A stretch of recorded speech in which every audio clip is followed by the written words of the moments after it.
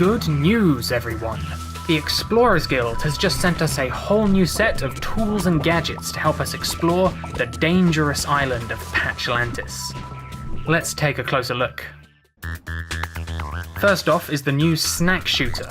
Patchlantis is packed with ravenous monsters, and this handy gadget will let us feed them from a safe distance. Monsters only attack because they're hungry, after all. By default it shoots sugar cubes. There's an endless supply of them in your backpack. But it can also shoot any fruits or vegetables that you come across in your travels, like these prickly pears which fire in a spread pattern, or these pomegranates which explode with tasty seeds, or these bananerangs which home in on your target. Watch out though, if they're reflected, they'll home back in on you instead. There's a lot of different ammo types to discover, and some of them only grow in particular habitats. The only downside is that the snack shooter needs to reload every now and then. Stay on the defensive when this happens. Previously, explorers had to manually throw snacks at monsters to ward them off, which made you liable to lose an arm. But with the snack shooter, feeding just got fast and furious. We've also upgraded your lasso. Explorers used to be very vulnerable when attempting to mount a monster, but now you can tug on your lasso to swing the monster around you. If you get hit while lassoing, you'll detach and you'll have to try again. But a carefully timed swing will let you slip through the projectiles and claim a powerful mount. We've also given you Pack, a top-of-the-line smart backpack. He holds onto all of your ammo, your patch pins, and anything else you find while exploring. And he's also a survival expert and will give out helpful hints as you explore. Of course, it wouldn't be fair to give the player a whole bunch of buffs without also giving the monsters some attention. So I've gone back and I've upgraded every monster with a secondary attack. This makes them a lot less predictable. Stay on your toes. Of course, when you're riding a monster, you can use both of these attacks, so it's a double-edged sword. I've also added 3 new monster types. First up is Galvangler, the electric ambusher.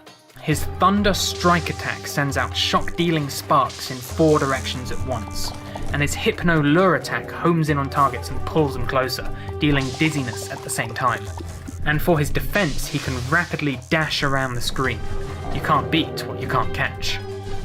Next up is Poislug, the toxic troublemaker.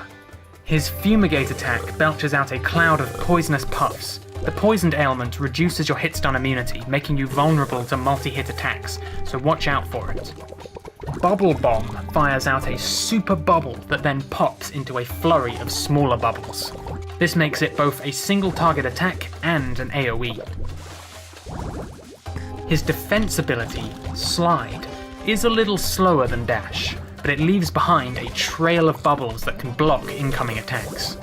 Last but not least, we have Sandamander, the Underground Emperor.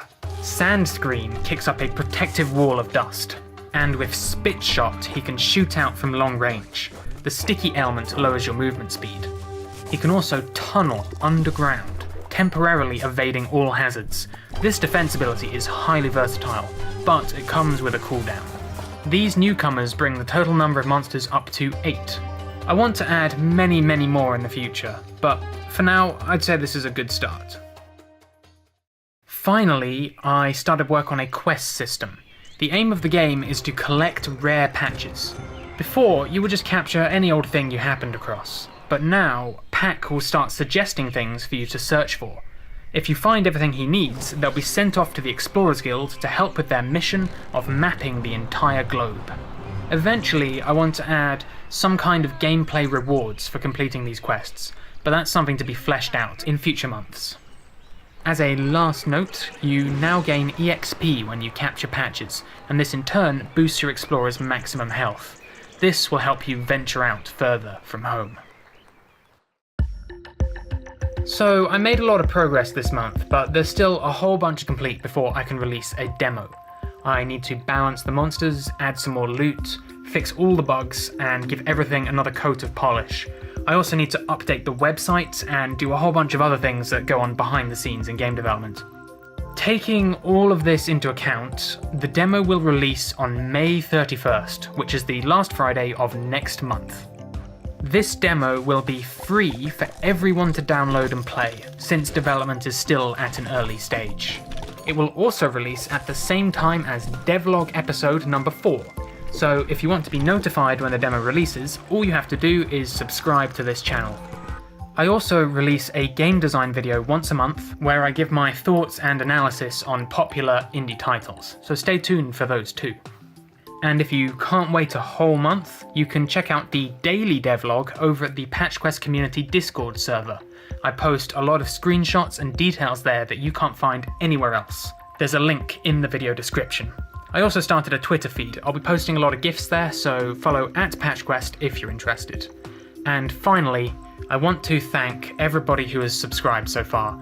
The channel has just broken 1,000 subscribers, which honestly is a milestone that I wasn't expecting to reach at this point. I'm the only developer working on PatchQuest, and so seeing all of your support is really encouraging and it means a lot. That's all for now. Thanks for watching.